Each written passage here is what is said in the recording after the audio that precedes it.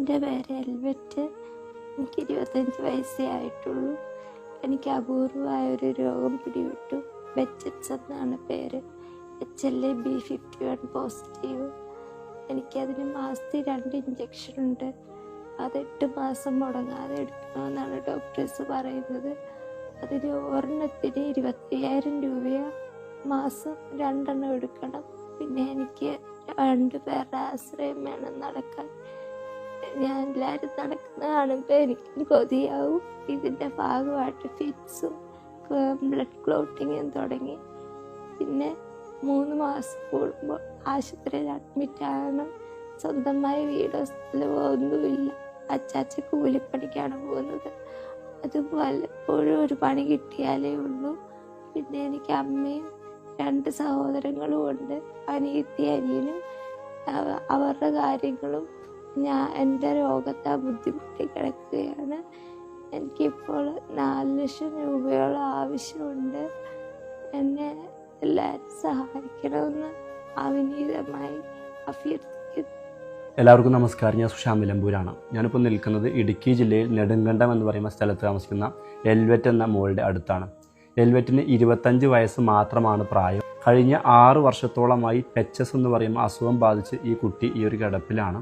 2 പേരുടെ സഹായമില്ലാതെ മോൾക്ക് എണീക്കാൻ പോലും പറ്റില്ല.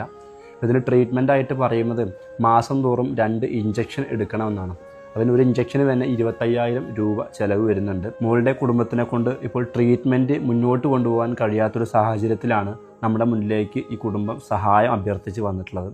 അതുകൊണ്ട് എൻ്റെ ഈ വീഡിയോ കണ്ടുകൊണ്ടിരിക്കുന്നവർ നിങ്ങളെ കൊണ്ട് കഴിയുന്നൊരു സഹായം മോളുടെ ട്രീറ്റ്മെൻറ്റിനായിട്ട് നൽകണമെന്ന് വിനയപൂർവ്വം അഭ്യർത്ഥിക്കുകയാണ്. ഇടുക്കി ജില്ലയിൽ നെടുങ്കണ്ടം ഗ്രാമപഞ്ചായത്തിൽ 17-ാം വാർഡിൽ വർഷങ്ങളായി സ്ഥിരം താമസിച്ചു വരുന്നതാണ് എബ്രഹാം തോമസും ലീസമ്മ എബ്രഹാമിന്റെയും 3 മക്കളിൽ മൂത്ത കുട്ടിയാണ് എൽബറ്റ്. ഏകദേശം 6 വർഷക്കാലമായി തിരുവല്ലയിലുള്ള പ്രൈവറ്റ് ഹോസ്പിറ്റലിൽ ചികിത്സ നടന്നു വരികയാണ്.